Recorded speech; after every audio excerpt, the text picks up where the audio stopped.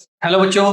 तो आज हमारा जो टॉपिक है वो पीरियोडिक टेबल का यानी कि पीरियोडिक क्लासिफिकेशन ऑफ एलिमेंट्स का क्या है, इलेक्ट्रो गेन एंथैल्पी या इलेक्ट्रॉन एफिनिटी हम लोग इसको बोलते हैं।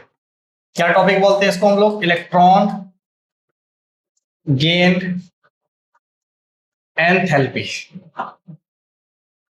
एंथैल्पी, इलेक्ट्रॉन गेन एंथैल्पी, ये टॉपिक हम लोग इसको बोलते हैं। चलिए भाई, तो हमने कहा है इलेक्ट्रॉन एफिनिटी। चलिए मैं पहले समझा देता हूं।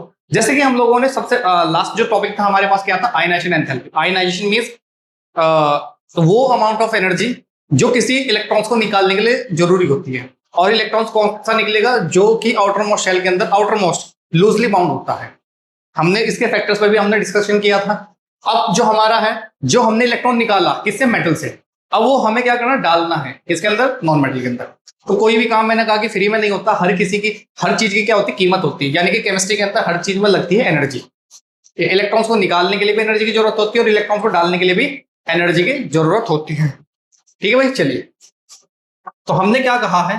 It is amount electron affinity या electron gain enthalpy is defined as the enthalpy change that occurs when electron is added to a neutral atom. ये हमारे पास में कोई न्यूट्रल एटम है, हमने ये इलेक्ट्रॉन दिया और ये जो इलेक्ट्रॉन दिया तो इस पर क्या आ गया? एनायन आ गया। ये कैसा चार्ज आ गया? एनायन आ गया। तो जब हमने इसको एनर्जी दी यानी कि delta EGH, electron gain enthalpy, तो ये जो हमने दी तो उस पर नेगेटिव चार्ज आ गया। हमेशा ध्यान रखना कि जब भी हम पहला इलेक्ट्रॉन ऐड करेंगे तो कैसा आएगा? नेगेटिव आएगा। इट मींस इसमें क्या होगी? एनर्जी रिलीज हुई है। क्या हुई है? एनर्जी रिलीज हुई है। और जहां एनर्जी रिलीज होती है वो प्रोसेस हमारा क्या कहलाता है?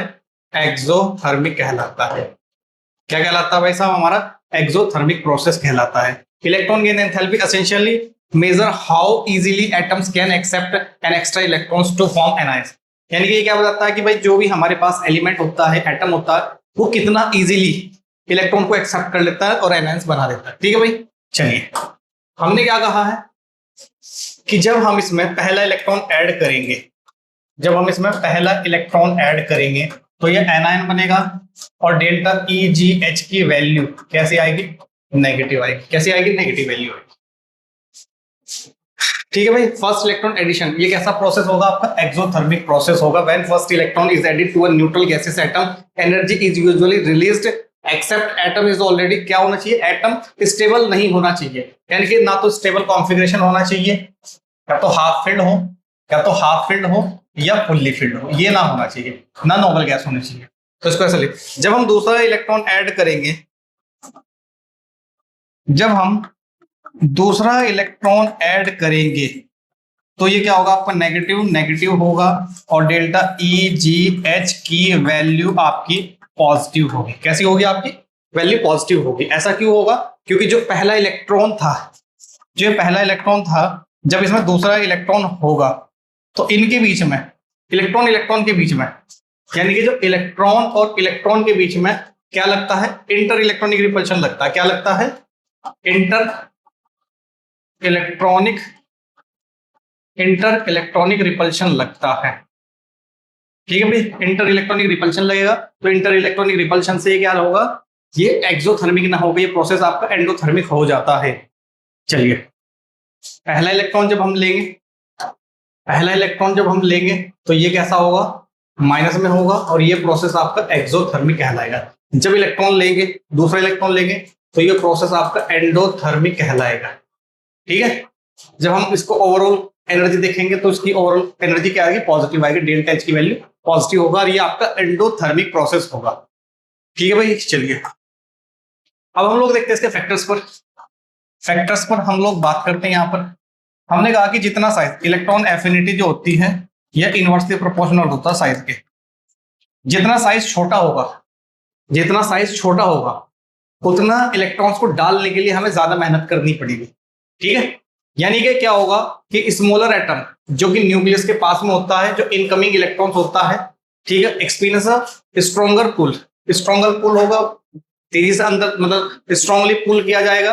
द प्रोसेस रिलीज एनर्जी, इस प्रोसेस में एनर्जी रिलीज होगी और एटॉमिक साइज जितना इंक्रीज होगा न्यूक्लियस से इतनी दूर होगा, अट्रैक्शन उतना कम होगा। बात समझ में आई? यानी कि जितना साइज छोटा होता है इतनी इलेक्ट्रॉन एफिनिटी ज्यादा होगी। ठीक है भाई, चलिए दूसरा हमने क्या कहा है, जो जेड इफेक्ट होता है, यानी कि हमने कहा है कि जो इलेक्ट्रॉन एफिनिटी होता है ये जेड इफेक्ट क्या होता है, डायरेक्टली प्रोपोर्शनल होता है। ये तो हमने पढ़ा ही है, जितना पॉजिटिव बढ़ेगा उतना जेड इफेक्ट बढ़ेगा, जितना जेड इफेक्ट बढ़ेगा उतना साइज कम होगा, और जितना साइज कम होगा उतनी इलेक्ट्रॉन एफिनिटी बढ़ेगी। ठीक है भाई, इस चीज को ध्यान देना। क्या होगा, electron affinity is directly proportional two electron affinity. ठीक है, इफेक्टिव न्यूक्लियर चार्ज के होगा। ठीक है, ये डिपेंड किस पर करेगा, ratio of positive charge to negative charge. ये हमने बताया कि जितना इफेक्टिव न्यूक्लियर चार्ज ज्यादा होगा कि न्यूक्लियस इनकमिंग इलेक्ट्रॉन्स को अपनी ओर अट्रैक्ट करेगा, ठीक है, स्ट्रांगली, और इलेक्ट्रॉन एफिनिटी क्या हो जाएगी, बढ़ जाएगी। ठीक है, आने वाले इलेक्ट्रॉन्स को क्या कर लेगा, न्यूक्लियस खींच लेगा, और जितना खींचेगा उतना साइज घटेगा, और जितना साइज घटेगा इतनी इलेक्ट्रॉन एफिनिटी क्या होगी, बढ़ेगी। अगर इसने कहा है भाई फुल्ली फिल्ड हाफ फिल्ड, भाई आपका क्या होता है, जैसे कि जैसा आपका S1 और S2, इसका तो दोनों हाथों में लड्डू है, ये तो दोनों में ही एक्सेप्ट नहीं कर दिया है, मुझे इलेक्ट्रॉन की जरूरत नहीं, मेरे से ले जाओ। P6 और P3 ये भी इलेक्ट्रॉन को एक्सेप्ट नहीं करने का, ये भी इलेक्ट्रॉन को एक्सेप्ट नहीं कर देगा। ठीक है, चलिए तो हम लोगों ने यहां पर कहा एक सीरीज सेकंड पीरियड में देख लेते हैं भाई हम लोग। भाई जैसे कि हमने कहा lithium, beryllium, boron, carbon, nitrogen, oxygen and fluorine. भाई हमें इसका पता है 2p3 होता है, हमें इसका पता होता है 2s1 होता है, इसका पता है 2s2 होता है। ठीक है भाई, ये चीज हमें पता है। भाई फ्लोरीन है 2p5 है, एकदम लपक के इलेक्ट्रॉन लेगा, इलेक्ट्रॉन एफिनिटी ज्यादा है। ठीक है, इलेक्ट्रॉन एफिनिटी क्या है, ज्यादा है। चलिए हम बात करते हैं यहां पर किसकी, 2p3 हाफ फिल्ड है, 2s2 फुल्ली फिल्ड है, और 2p6 पूरी तरीके से फिल्ड। ये जो प्रोसेस है, इसे अगर तुम इलेक्ट्रॉन देना भी चाहोगे, एक ही इलेक्ट्रॉन, ये कैसा प्रोसेस होगा इसका, एंडोथर्मिक होगा। कैसा प्रोसेस होगा इसका, एंडोथर्मिक होगा। ठीक है भाई, चलिए तो हम लोगों ने कहा कि अगर हम ऊपर से नीचे जाए, भाई अगर हम लोग ऊपर से नीचे जाए, जैसे फ्लोरीन हो गया, क्लोरीन हो गया, ब्रोमीन हो गया, आयोडीन हो गया, ठीक हो गया। हमने ये कहा है ऊपर से नीचे जब जाओगे, ऊपर से नीचे जब जाओगे तो क्या होगा, भाई ये तो हमें पता ही है कि साइज तो क्या होगा, साइज बढ़ेगा, और साइज बढ़ेगा तो इलेक्ट्रॉन एफिनिटी भी आपकी, साइज बढ़ेगा तो इलेक्ट्रॉन एफिनिटी क्या होगी, घटेगी। अब जब हम ऊपर से नीचे जाते हैं तो सबसे ज्यादा किसकी होती है इलेक्ट्रॉन एफिनिटी, फ्लोरीन की। पर फ्लोरीन की ना होगी, क्लोरीन की होगी, क्लोरीन एंड फ्लोरीन और ब्रोमीन एंड देन आयोडीन। ठीक है भाई, यहां पर फ्लोरीन की ना होगी। अब इसका रीजन समझोगे, रीजन समझो, ये क्लोरीन, ठीक है, और ये फ्लोरीन। फ्लोरीन के पास में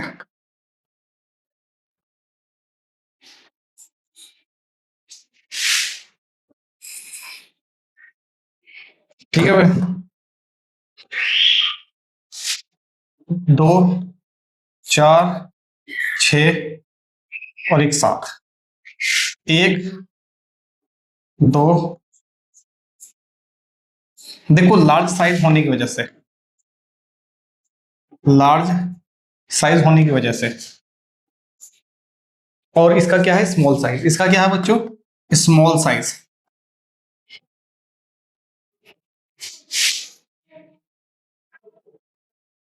स्मॉल साइज होने की वजह से inter electronic repulsion, inter electronic repulsion, inter electronic repulsion क्या हो जाएगा, इंक्रीज होगा। तो ये इलेक्ट्रॉन्स नहीं लेगा जितनी आसानी से ये इलेक्ट्रॉन लेगा। ठीक है, तो यहां पर क्या होगा, लार्ज साइज होने की वजह से इंटर इलेक्ट्रॉनिक रिपल्शन क्या होगा, कम होगा। इंटर इलेक्ट्रॉनिक रिपल्शन क्या होगा, कम होगा। इस चीज को ध्यान रखो। ठीक है, तो यही सीक्वेंस आपका अगले उसमें देखना है। भाई यहां पर ये हमने देख लिया, यहां पर ऑक्सीजन सल्फर, तो सल्फर का होगा नाइट्रोजन में, फास्फोरस का ज्यादा होगा। ठीक है, सल्फर, ऑक्सीजन, फास्फोरस, नाइट्रोजन। ठीक होगा, यहां पर काशी, इसका ज्यादा होगा, नाइट्रोजन में फास्फोरस का ज्यादा होगा। तो सिलिकॉन हो गया, देन कार्बन हो गया, फास्फोरस हो गया, देन नाइट्रोजन हो गया। ठीक है, तो इस सीक्वेंस को ध्यान रखो। ठीक है, तो ऐसे आप लोगों को ये टॉपिक कंप्लीट करना है, इस टॉपिक को अच्छी तरीके से पढ़ लेना, ठीक है। फिर यहाँ पर हमारे क्वेश्चंस हैं, ठीक है, ये हमारे क्वेश्चन है जो हमने पढ़ा है, आपको ये तैयार कर लेना है अच्छी तरीके से। और इसकी यूनिट कि इलेक्ट्रॉन गेन एंथैल्पी क्या है, इसकी यूनिट क्या है, और इसके फैक्टर्स जो हमने पढ़े, एटॉमिक रेडियस, न्यूक्लियर चार्ज और सिमेट्रिकल यानी कि हाफ फील्ड और फुल्ली फील्ड। तो ये आपको अच्छी तरीके से तैयार कर लेना, जो हमने पढ़ा उसी पे एनसीईआरटी के क्वेश्चन ये वाले, ठीक है। ओके, मिलते हैं नेक्स्ट लेक्चर।